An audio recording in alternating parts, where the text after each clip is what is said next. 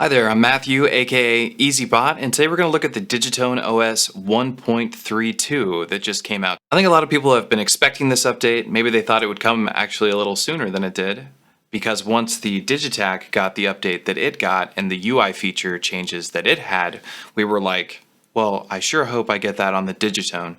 Well, alas, today is that day. So let me show those features to you. The first upgrade to the Digitone I want to talk about is the ability to change the LED brightness. Go into your settings menu, go to System, and there it is, LED intensity. I like mine on low, and here's what it looks like through the 3 different settings. Low is really nice, works great for playing in a club or playing in a dark room so you can actually see your device without your eyes feeling like they're gonna burn out of your skull. And also it looks better on camera, which is something I'm interested in since I do a lot of YouTube stuff. Okay, the next setting is right below it. Remember Subpage. I already have this checked because it's a really useful thing to have. Remember Subpage makes it so that when you go into a secondary page, and many of these parameters have secondary pages, and you leave that page, like say we're on page 2 of 2 in synth page 2, and I go over to the filter section, now when I return to synth page 2, it'll stay on page 2 of 2. So this is very useful because we're able to do things like this. I'm in my filter page, and now I want to go over to my effects sends and just adjust those for a track, go back to my filter. These are 2 settings that I'm often bouncing back and forth between. Now I don't have to hit the page a second time to get to that setting, which is very useful and honestly saves you a lot of time and a lot of headache when you're performing live. So while we're talking about effects and stuff, jump over to the filter section. As you can see that my filter is turned off and there's this line going through it. This is one of the UI changes that you'll find, and it's similar on the Digitach as well, where it's exactly the same. But also they added this feature like they did on the Digitach. I can hold function and turn the A encoder, and now I can adjust the envelope delay. And not just that, I can go on this page and adjust it here. One of the other really cool features, and we were all super excited about once we got this on the Digitach, is the LFO presentation and the UI change for the LFO. So the LFOs are still 2 pages like they were before on the Digitone. If you only have a Digitone, you don't understand all the Digitach references I'm making as I'm talking through this video.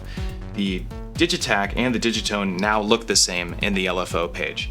And what we have changed here is that all of your LFO settings are on 1 page. So you have 2 pages of LFOs and all of the settings on each page, which is great and I think makes a lot more sense.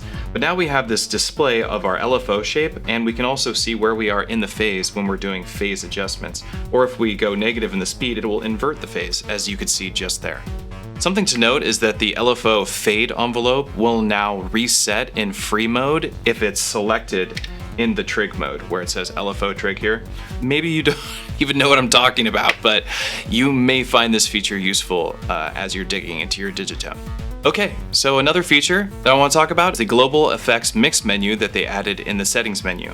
Let's go in here and go to global effects mix. And now you're able to kind of hard lock these effects across all of your patterns. So if I select chorus, for instance, and then I go into my chorus, you can see that all of these settings are highlighted. That means that they're locked to this whole entire project. So as long as that's selected, these settings will apply to all of your patterns in your Digitone. This is a pretty cool feature, and you can choose when to use this or on what projects you think this is the most useful. I often use it with the external input mixer and kind of hard lock the input to have the same effects or the same audio volume coming in, so I don't have to adjust it per pattern. So another great feature. But let's go over to the mixer. Check this out. This is the coolest thing I think they added in the update, and this is the internal mixer for the Digitone. This is something that wasn't there at all, and this is a new thing for the Digitone. So now we have a page that we have all 4 of our tracks that are displayed with their volumes, along with the global overdrive for those tracks. This is also something that you could hard lock on your Digitone using the global effects mix menu. So I could hard lock this and have these volumes always adjust the volume for these tracks on a global level, which is another cool thing you might implement into your performances. This is another one of the big things that is really cool with the Digitone, another feature I'm excited that they added to the Digitone. Now we have the ability to switch between stereo input or dual mono. When you're in dual mono, you hold function, hit LFO again to go into the 3rd page, because it adds a page in dual mono, and this is your second input page. So it splits up that left and right channel into 2 mono inputs and allows you to have separate send effects per mono input.